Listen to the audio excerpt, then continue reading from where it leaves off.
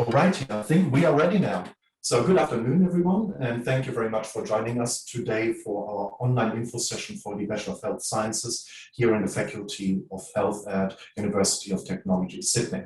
To start this session, I would like to acknowledge the Gadigal people of the Eora Nation, upon whose ancestral lands our city campus now stands. I would also like to pay respect to the elders, both past and present, acknowledging them as the traditional custodians of knowledge for this land. I'd like to bring to your attention that we'll be recording today's session, and by taking part today, you give us consent to process any information you may share during our information session.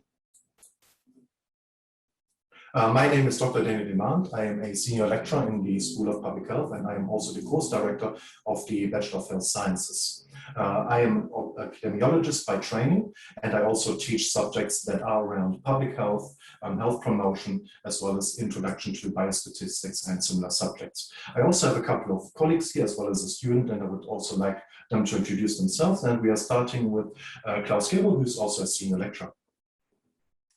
Hi everyone, I'm a senior lecturer, and similar to Daniel, I'm mainly working in epidemiology, and my main area of interest is physical activity and public health, and I am the course director of the Master of Public Health. Then we have Bernard Saliba. Hi, my name is Bernard. I'm a lecturer and teaching fellow in the Bachelor of Health Science.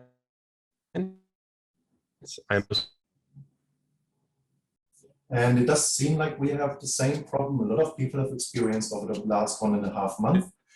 Probably seeing how important a good internet connection is.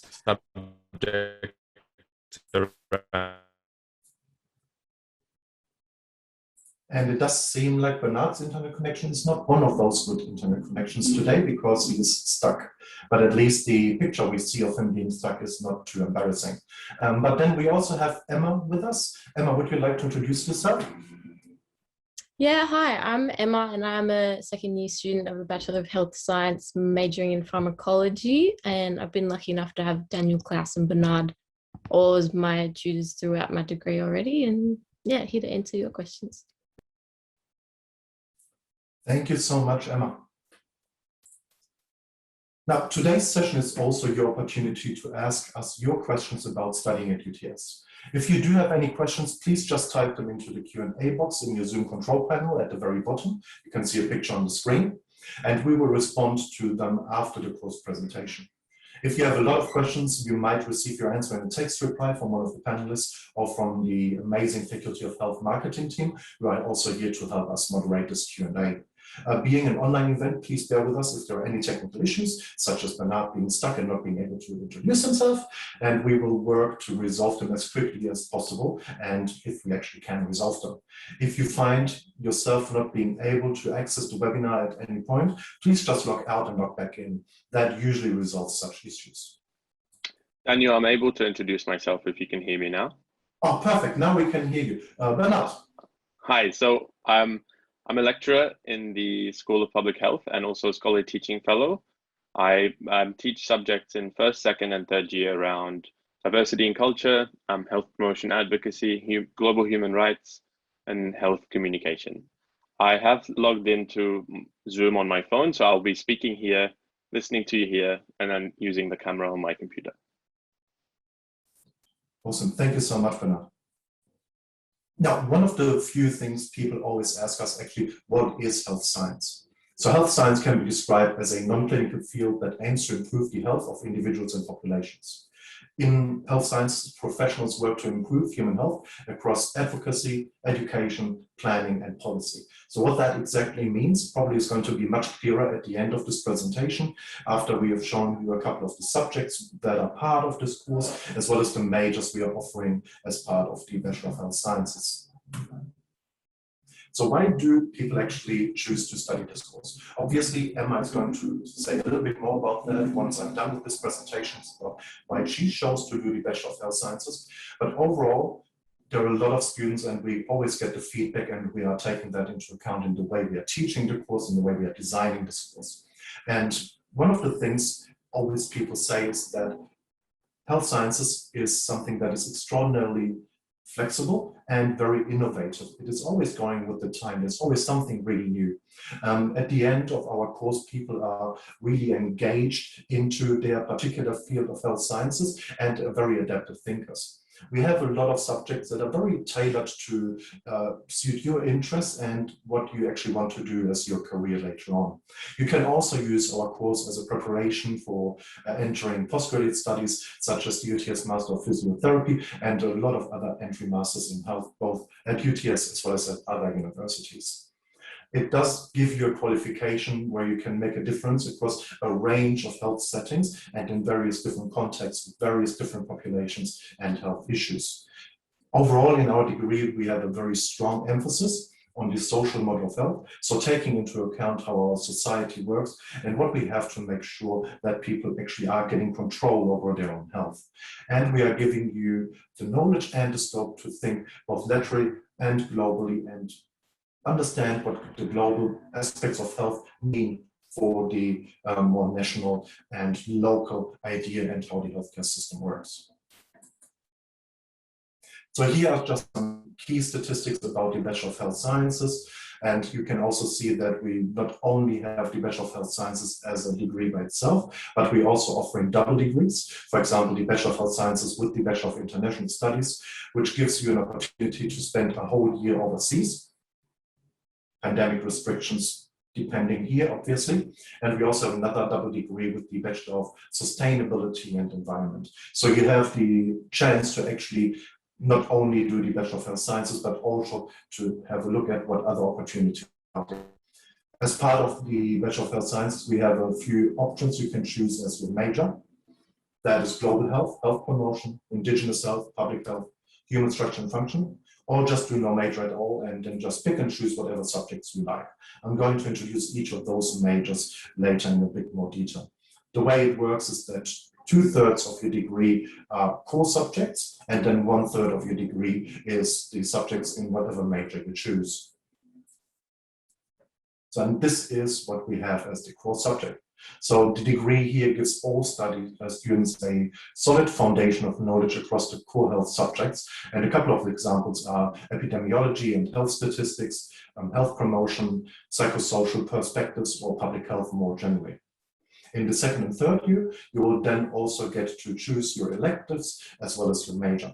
The number of electives you have and the subjects that are available to you also depend on the major you have chosen. Now, the first major I'm going to introduce you to is the major of health promotion. Health promotion is about understanding why people perform certain negative health behaviors and how we can help individuals and populations to gain control over and improve their own health. The 5 major subjects here include things such as ethics and theories of public health, health promotion in indigenous context, communication and technology, for example, how to use social media to improve health. And also 3 study electives you can choose, for example, First Nations health and well-being, sustainability, or economics and evaluation of health programs. The second one is the major of public health. Public health major focuses on the art of public health as an organized effort to preventing disease and ill health by the means of research and policy.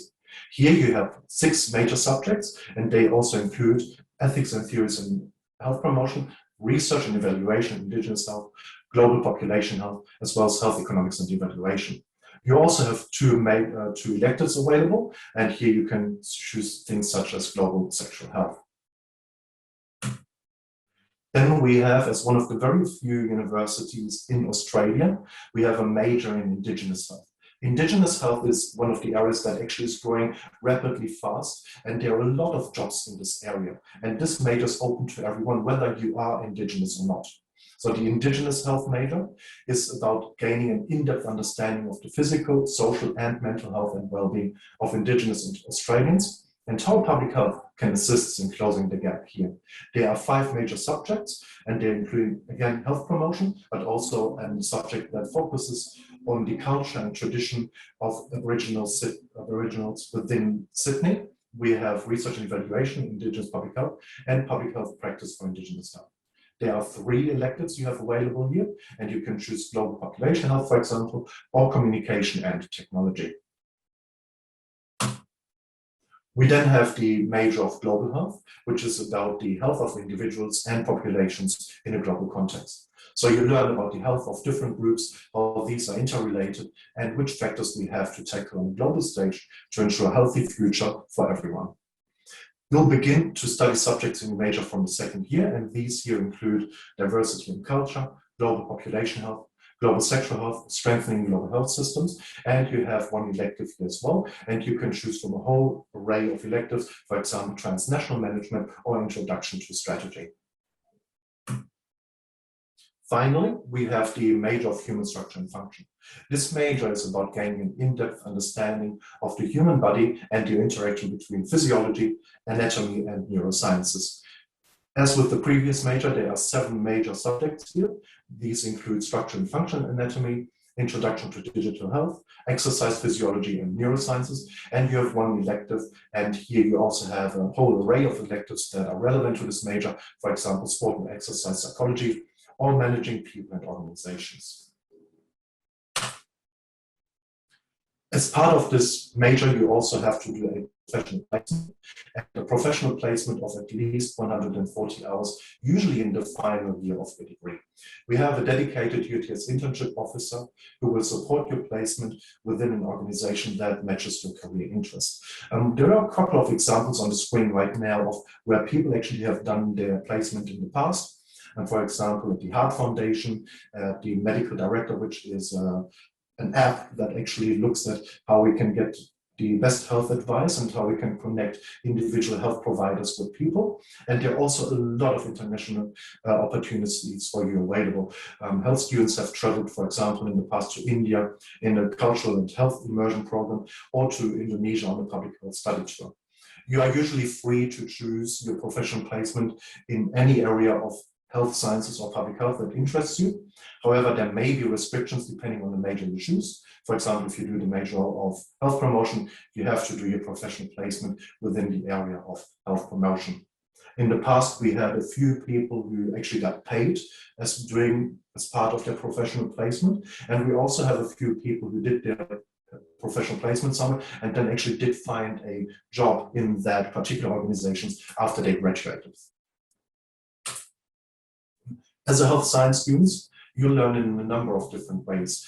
We do have lectures as part of obviously studying, but there are very few lectures, and most of them are very short to actually help you with your learning. Instead of sitting in front of the screen for 2 hours listening to me talking to you, it is only you listening talking to me for 10 minutes and in a much more engaging way. We focus a lot on tutorials who are designed to be as interactive and collaborative as possible, and there are tutorials for every subject. What you're doing exactly in these tutorials and how they're organized, how long they are, depends on the subject, because we are really making sure that we are focusing on what students need and what we need to offer them as part of a subject to ensure that people are learning in a sustainable and engaging way. We have the practical experience with the professional placement, as I just told you. We are focusing on group work, but in a sustainable way, because we do know that public health and health sciences is an area that often focuses on multidisciplinary teams, so working with nurses, doctors, and other clinicians, working with statisticians, working with a lot of different people, and we just want to prepare you for actually working with these teams using group work. Obviously, there's also going to be some independent studies here, often with a flipped learning, where you are learning a lot of concepts before we are entering a tutorial, and that includes podcasts, and obviously also readings, but also podcasts, and a lot of other various different resources to ensure learning is as interactive as possible at every stage of your degree. And obviously, when you're studying, you're not only there to go to lectures and tutorials, but there's also the campus life, which is such an inherent part of your culture and of what it means to be a student. And I really assume that we're going to get back to that amazing campus life very soon. We have a lot of clubs, societies, and parties on campus. I'm not sure if it still exists, but we did have a Taylor Swift Appreciation Society at some point. But if that is your thing, then you go there. But otherwise, we have a lot of other things, whether that is the Arabic Society, there's a Food Appreciation Society, there's a society that focuses on comics or on K-pop. So whatever floats your boat, there is a lot of offers there for you. We know that not everyone can come to university and immediately function. We're all coming from different places. For example, when I went to school, I actually got kicked out of school because I failed in both English and mathematics, and now I teach biostatistics in English, and I needed a little bit more support than other people, and probably there are a few others. And we do have the student center that is there to help and assist you with everything you need. We have the higher education language and presentation support to help you with assessment and with language and your presentation styles. We have the timetable planner. Often you will know what you actually are doing and when your exact tutorial is a year in advance. That will help you with if you have a job and if you have other things to organize and take care of in your life. We have UTS Online, which is our learning management software, which allows you to engage in a whole array of services. And they also have help available. Actually 24/7, even on a Saturday night, you will rarely wait for more than a minute if you need help with anything that is related to that system.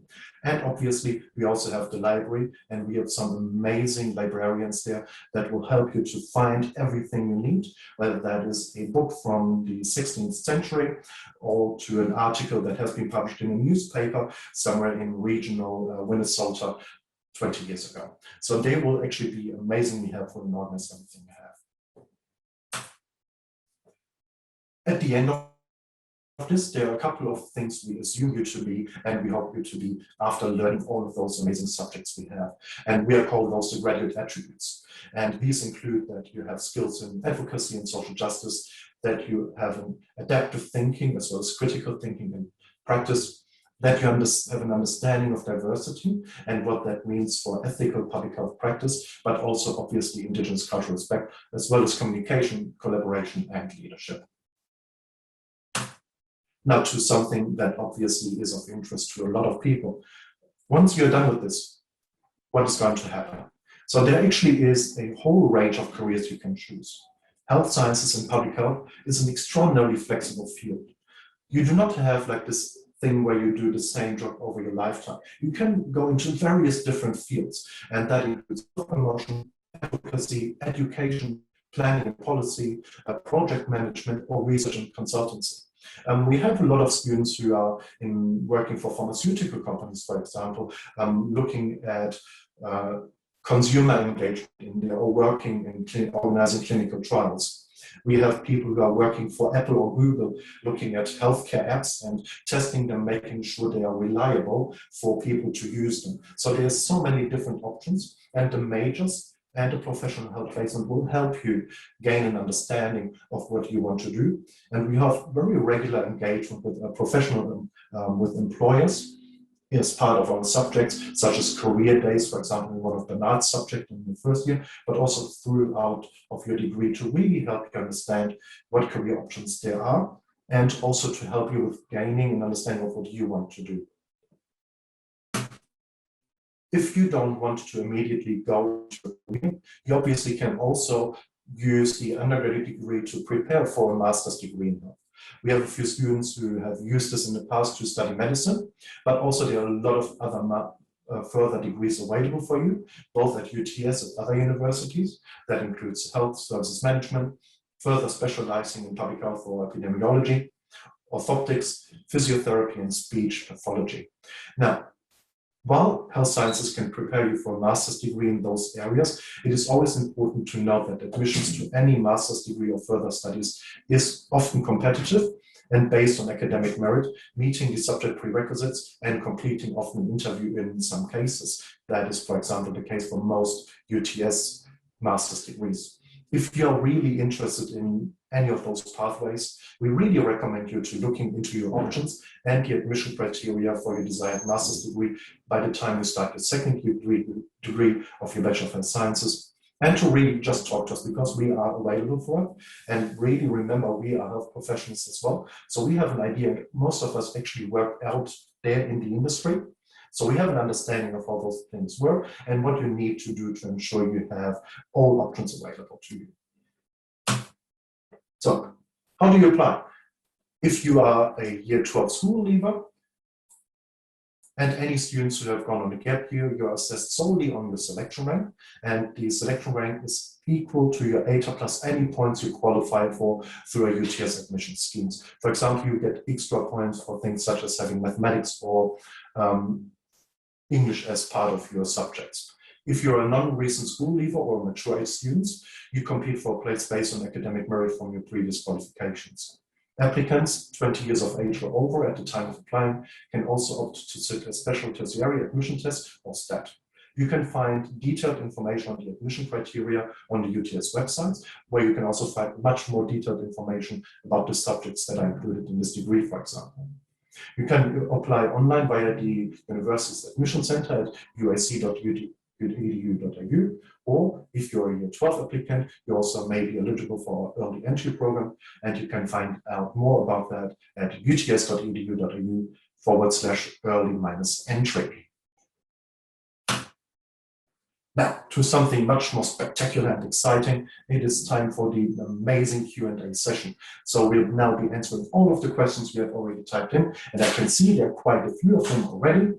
As I said at the beginning, you might receive your answer in a text reply from one of the panelists or from the Faculty of Health Marketing team who are there to help you.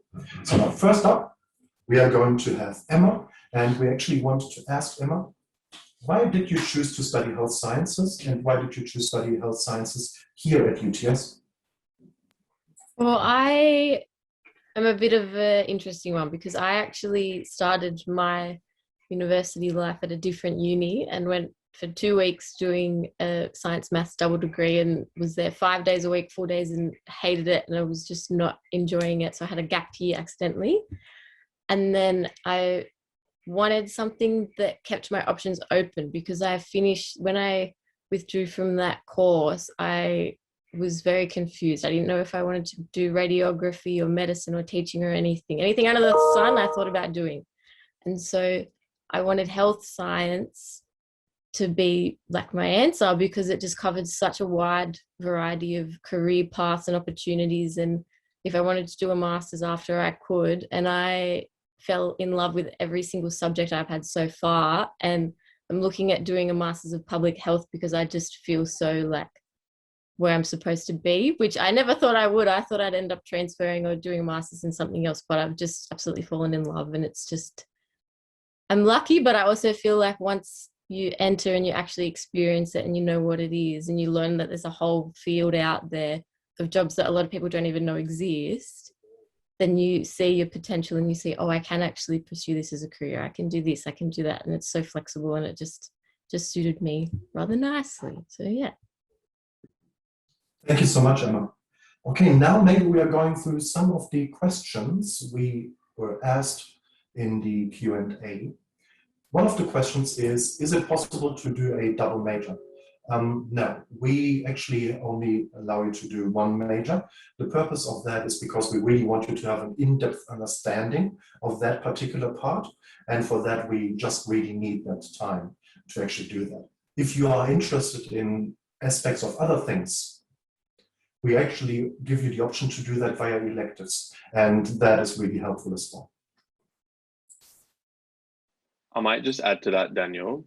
Students who are thinking of 2 different majors, what you can choose is to do no major, which gives you flexibility to choose from a wider range of electives so that you can tailor your degree to your interests. Mm-hmm. But you can't choose 2 different majors at the same time. Okay. Klaus, what do you think are the career options that are following this degree? Oh, they are very, very wide-ranging, as Daniel and Emma already alluded to. I always say that the problem is if you study something like occupational therapy or physiotherapy, what are the career options you have? If you study OT, you can become an OT, and that's it. If you study physiotherapy, you become a physiotherapist, and that's it. If you study health sciences, there are countless options that are available to you. And as Emma said, she likes, well, Emma actually says she likes all of her subjects, which is great to hear. But usually students will say, well, there are some subjects that are particularly liked and they develop an interest in a particular field, and then they really think, okay, this is the direction that I want to go in. But the beauty I see in this degree is that it just opens up so many options. And I think from my own experience, if you've just finished high school, it's really hard, if not impossible, to know exactly what you would like to do later on in your life. But here, it just offers you a lot of potential pathways you can choose from once you finish your degree. Mm-hmm. Thank you, Klaus. Bernard, so what pathways can this course lead people to, and what can they become once they finish this course? So on top of what Klaus has already mentioned, if you choose to go into the workforce immediately after graduating, there's plenty of options with either government or non-government health organizations as policy officer, health promotion officer. But if you do decide to go into a master's afterwards and go down the path of pathway towards something else, what this degree opens up opportunities for you is to be able to study things like health service management, a master in health service management, to do health information management, so health data. Of course, similar to Emma, you can go down the path of a master in public health so that you can get more senior roles, for example, after graduating from that master. You can go down the path of orthoptics. So if you wanted to look at slightly more allied health, and on that allied health side, there's also physiotherapy, speech pathology. But I think the best thing to do is also look at what your end goal is and see what the requirements are. And then, but there's plenty of options of pathways to go down after graduating from the Bachelor of Health Science. Thank you, Bernard. There is one question for Emma, which is very general, but what subjects do you do, and why did you choose those subjects? Well, my cohort at the moment are actually the last year of the old syllabus, so we had different majors. So I'm a little bit upset that I couldn't do the major of public health, but it's fine. So I'm doing the majoring in pharmacology. So the first year was rather general for us. We did introduction to healthcare systems and public health and interpersonal communication, which would be a big help for all those people who want to do like nursing and medicine and stuff. And we did there's a lot more sociology, I guess you'd say, in the course than you'd think. And when we did it at the time, I was very like, where does this come from? What is this leading to? But it's literally been used in most subjects I've had since, because it just is all about shifting your perspective of health and learning about all the different models and things. So it's very eye-opening the first year. And then you don't actually start doing your major subjects until second year. So because I'm doing pharmacology, I did chemistry and cell biology last year were my major subjects, and then I did my cores, and then this semester I've got 3 cores, and then I'm doing another chemistry, and then next year there's more major focus, so I'm doing actual pharmacology subjects and then more specific cores as well. They're kind of scattered through. It's not like some other degrees that different unis can do, like especially if you're doing double degrees, like a big chunk of law or something and then a big chunk of business, but it's integrated throughout. So you use all your knowledge like cohesively at the same time, sort of thing. It's like building that picture up from base all the way up to actually having a full understanding of health science, basically. Right. Thank you very much, Emma. Bernard, what type of practicals are involved within this course? So it ranges as well. So on top of the placement that the students do towards the end of their degree, there's also plenty of opportunities to do what we call authentic assessment throughout your degree. So almost every subject that you do will have an assignment that is very much practical in the real world. So to give you an example of what the real world is like when it comes to working in the field of public health. So I'll give you some examples. In one of the subjects I teach, interpersonal communication, there's a new assessment now where you get to record a podcast episode where you discuss a health topic on a popular podcast series, for example. Another one is where you write a letter to the minister about a particular health issue that you are that you feel close to your heart and you'd like to change. Another one in health communication is looking at outbreak investigation and outbreak communication, and what methods are the best ways to communicate an outbreak to the general public in a city like Sydney, for example.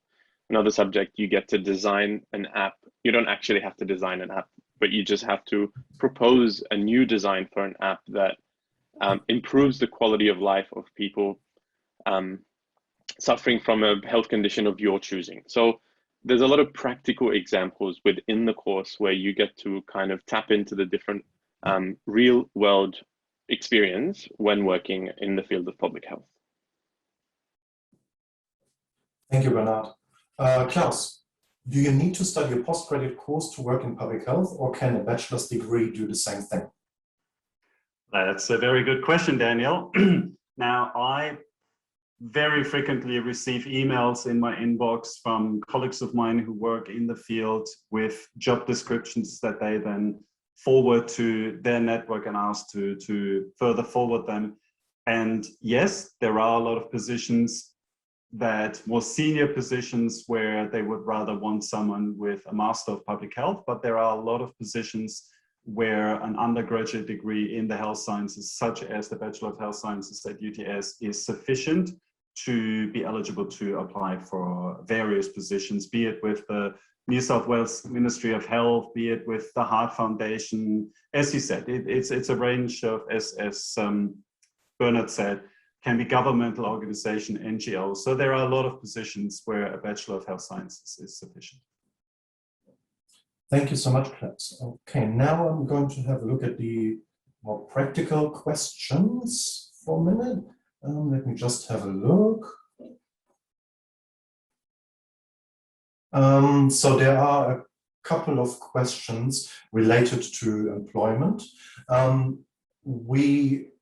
It's kind of difficult to always measure, but we do a survey every year to have a look at where actually our students are, how much money they earn, how happy they were with the degree they did, and also for full-time employment as well as part-time employment.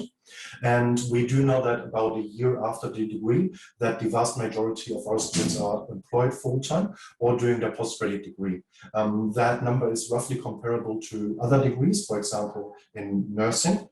And we reach about, I think, 75% after a year of people being employed, which is actually quite good compared to degrees, for example, in business.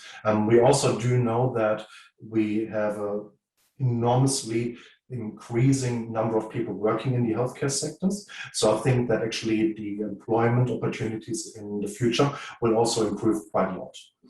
The average salary we also know is about $65,000 to $70,000 for most people once they are employed straight out of the degree. However, that ranges quite dramatically depending on where people work, versus public sector versus private sector, and working in big companies, small companies, or working also in, for example, for NGOs. Then there are quite a few questions about options that are very specific after the degree. So I'm just going to do them now one after another. So there's one degree, can you go from this into medicine? Yes, you can. So you can use that to get into postgraduate medicine. But everything that is related to postgraduate degrees that are not offered at UTS, you need to make sure to look at the websites and actually have a look at what their entry requirements are, because I cannot speak for other universities. There are also postgraduate dietetics and nutrition degrees you can get into after doing your Bachelor of Health Science course. If you want to be a dietitian, that is a registered profession, so you need to make sure that you're meeting the requirements for that. We do have a elective that is looking at healthy nutrition and diets in public health. So from a health promotion point of view, you can also go into that straight out of your degree. Then there's a question, I heard that this course is extremely helpful to pursue a nursing degree later as a postgraduate degree from a doctor, as it provides the basis knowledge. You can do your Bachelor of Nursing straight out when you actually start doing it. There are some postgraduate and speed entry options if you have already another postgraduate undergraduate degree like the Bachelor of Health Sciences. So you can also use that obviously as a starting degree. However, if you are really interested in nursing, you can also join one of the nursing sessions and get more information about what it is like to actually go straight into the Bachelor of Nursing. Daniel, I might answer a couple of questions as well, if you'd like. And feel free to jump in at any point. There's a question that says, are there any options for psychology and philosophy at UTS? So I can't answer for the rest of the university, but I can tell you that although this program in particular doesn't offer clinical psychology or counseling subjects, there are a number of subjects that incorporate theoretical frameworks around social, emotional, psychological well-being. These are centered on the social model and the social determinants of health. And of course, in terms of philosophy, not sure what you mean by that, but you can definitely consider doing an honors degree afterwards or get into a master of philosophy, like or like an MPhil or a PhD at a later stage. I'd say that's the answer to that one. Another one says, would you consider this degree more theory-based than practical? I may have partially answered that question earlier when talking about the practicality of the assessments. There's definitely, in my opinion, at least the subjects that I teach, probably a 50-50. So there's 50% theoretical frameworks and a 50% sort of assessment. So I can just give you an example. The lectures that I record and deliver for my subject are theory based, and then I get the students to watch those before coming to the tutorial, where we implement our knowledge into a practice-based activity. The practice-based activity can be something like a debate, where we have two different sides competing against each other and arguing for or against a statement. We have a variety of activities where we put the theory into practice, theory of the lectures into practice of the tutorials.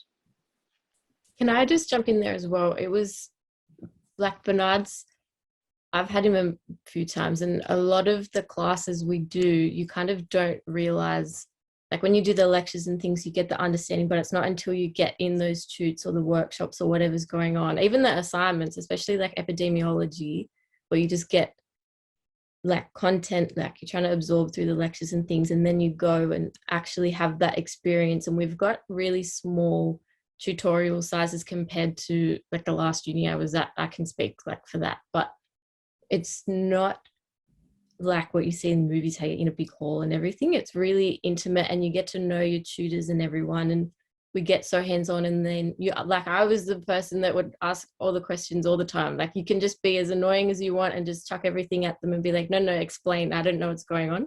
So even if you're having trouble with the content, it's not until you get in those tutes or workshops or anything where you can apply it a bit more and like synthesize your actual knowledge and understanding of it. It's like, it doesn't sound as like, oh, chem lecture, chem prac sort of thing, but our tutes are a lot more hands-on than what you might think they are, basically. Thanks, Emma. Okay, so now we have a few technical questions. What is the intake for the course? How many positions? And is there a high demand? We have about 150 Commonwealth supported places each year. We take on additional students at our own cost, so you still don't have to pay more. And it is then based on how many people actually apply. So the ATA can slightly increase depending on how many people there are.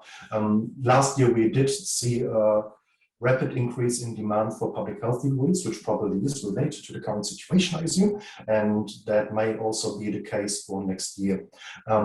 But generally, we are able to attend to many or most people who want to study this degree and actually give them a place. Would you have to choose two majors if you're doing a double degree? That actually depends on the double degree. Each double degree is slightly different. In some double degrees, you actually do both degrees, and there's just like a where you actually then do a major in both of them, if they have some. And other double degrees is where one degree is preserved exactly it is. For example, you do the entire Bachelor of Health Science, you would do the major in there. But from the other degree, you would only do the core subjects. So it really depends on which double degree you are choosing. Can this course lead into radiography? To be quite frank, I don't know. I don't really know much about what the I think with that, Daniel, the person who asked the questions, best course of action is to check the requirements for radiography. We have a lot of students who are thinking about doing a more allied health qualification after the degree, and that's very much possible. But it does also depend on, like, for example, with the physiotherapy, you have to have done the human structure and function major to get into physiotherapy. And we know this because that's what physiotherapy has told us they need. So my best answer for that would be to check what radiography requires before making any of these decisions. And I think that the same sort of applies for the question on medicine, and feel free to interrupt anybody. I think my understanding in medicine of the medicine question is that if you wanted to do medicine after a degree, it doesn't really matter which degree you've done, as long as you achieve a certain credit point average, and as long as you pass the entry test, which I think is called the GANSAT. The Bachelor of Health Science does give you maybe a little bit more of a background knowledge compared to, let's say, if you do an engineering degree beforehand, or if you do an arts degree. But again, you would need to check what the requirements are for medicine before making any of those decisions. Thank you, Bernard. Then we have a questions related to assessments within the course. Klaus, is this a test-based course? Are there more tests or more assignments? That's a good question. I can only speak for those subjects in our Bachelor of Health Sciences in which I have taught myself, where we don't have exams, where the assessment is based on assignments. But I think you're in a better position to answer that question, Daniel. Emma, what is your experience so far? Well, that was one of the reasons I picked the course, because in the open day, Bernard was standing on a stage and said the whole first year you don't have one exam. I don't know if it's still the case with the updated curriculum, but I'm assuming it would be. And it cements your knowledge a lot more than you think. Like when you have a test, you just fill your brain up and then chuck it on a page. But when you have the assignments, that's kind of what I was talking about with the tutes and stuff. You apply all of your workshop knowledge and everything into the assignment, and that's what Bernard was saying when he was saying it's kind of theory and practical can get sort of blurry, because when you do your assignment, that is in a way like you're practical, like you're using all your theory to actually answer the questions and do, like we had an assignment, we had to write a letter to a minister and try and rally for a public health campaign we were proud of and everything. Like it's very hands-on. And then the only exams I've had personally are from my major, so from chemistry and cell bio and stuff. So I think depending on your major as well, it would change assignments versus tests. But yeah, no, it's definitely more assignments than tests so far. And I'll just add to that, some subjects do have small mini quizzes, and that's just as a way of checking in with your knowledge throughout the semester. These are usually not worth more than 5% per quiz. And overall, they tend to not be worth more than 10 or 15 or 20% of the entire subject. But these are very small quizzes, and it's mostly just to ensure that you understand the content of the lectures. I would like to add one more comment. I haven't seen that question yet, but we usually get this kind of question, be it for the Bachelor of Health Sciences or for the Master of Public Health. A lot of people always ask us about a subject like epidemiology, whether you have to be very, very good at mathematics to do well, to pass in epidemiology. And my answer to that is, first, epidemiology, yes, is a quantitative science. So yes, we have to deal with numbers, but actually not all of it. Around half of what you do in epidemiology is only about calculating things. The other half is about other aspects of epidemiology. And the part that is about calculating things, and I hope Emma will agree when I say this, the mathematical skills required for epidemiology are about what you did in school in year 7 or 8. It's really just multiplying, dividing numbers, adding, subtracting numbers, and you don't even need to learn formulas by heart. You get the few formulas that you will need to apply, you get an overview of a sheet. You're not expected to know them by heart. So I would really say, in case you have math anxiety or something like this, you really don't have to be worried about epidemiology. Maybe Emma can, from her own experience, add a couple of words about that. Yeah, I'm a bit of a maths brain. I did like 4U at high school, so I was really excited and like geared up to do some maths, and then I got there and it was literally like fractions and multiplication and division. That was it. But it was like, it's still good because when you're doing the analysis, then you use your skills from like, okay, this is the situation in this setting, but why sort of thing. It's melds into a lot of other subjects. So even the analysis, it isn't like scary data analysis. It's just a lot of cementing your other subjects together. It's not scary at all. It's really, the epidemiology was one of my favorite subjects. Sorry, Daniel and Bernard, but it's really interesting. That's what I mean. You don't know what you're getting into until you're there, sort of thing. So don't try and make any like assumptions about, oh, that's scary, this is going to be about that, because when you get in there, it's so different to what you'd think about anything. But that goes for uni in general as well, not just our degree. It's very like, you've got to know, once you're in, then you'll know what you're doing, basically. I think that actually is something a lot of people are also afraid when they hear the word statistics, and we do have an introduction subject to statistics. And what we actually have is we have computer programs that do a lot of the mathematical work for you. It is really about understanding what those numbers mean and how you actually then use them and apply them in public health practice and for policy and research. And now we have one final question. If I study a Bachelor of Health Science, Bachelor of Sustainability double degree, what are the possible job opportunities? On the website, the careers listed seem predominantly environmentally focused. If I wanted to do this degree and work in the health sector, will I have to do further studies such as a master in public health? No, you don't have to do further studies. You can actually go straight into employment. And basically, when you do a double degree, you have all the job opportunities you have with the individual degrees, as well as then the job opportunities that actually have further specialization. And for example, if you work in environmental health, obviously if you have a degree that includes both health science as well as sustainability and environment, you will actually have a much higher qualification and much more knowledge regarding that particular field.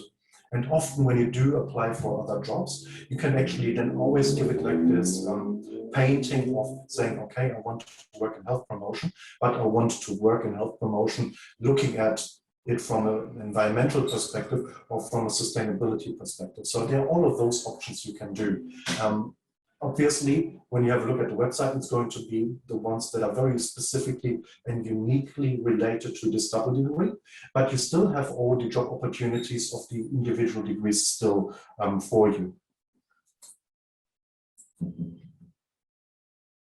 If there are still spots left in this course, can you offer it to students that do not meet the cutoff mark? As I said, the cutoff mark we actually are having is related to how many people are also applying to that year. There's a hard one that is related to this is what people need to have to ensure that they can actually do or really succeed in this course, but otherwise it is strongly related to how many people apply versus how many spots we have available. And there's also a lot of adjustments you can get depending on, for example, which school you went to, which subjects you did, where you can get an adjustment to your ATA as well. If you have any further very specific questions about how you make sure that you actually get into the program and how you can get a spot, really contact us via the email address that is on the website, and we can have a look at your individual situation in much more detail. Okay, so I think we now actually have reached the end of today's session and we answered all of the questions you have. I would like to really thank you again for joining us today.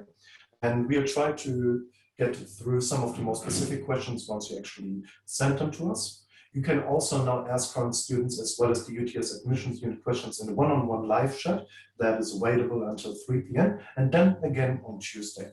So just head back to the Open Day website and you can actually add or join all of these chats. If you do have any further questions that are just popping into your head after you heard our amazing presentation today and the wonderful, amazing comments from Emma, Klaus, and Bernard, you can obviously also contact us again using the details on the screen, and we are always happy to answer those questions.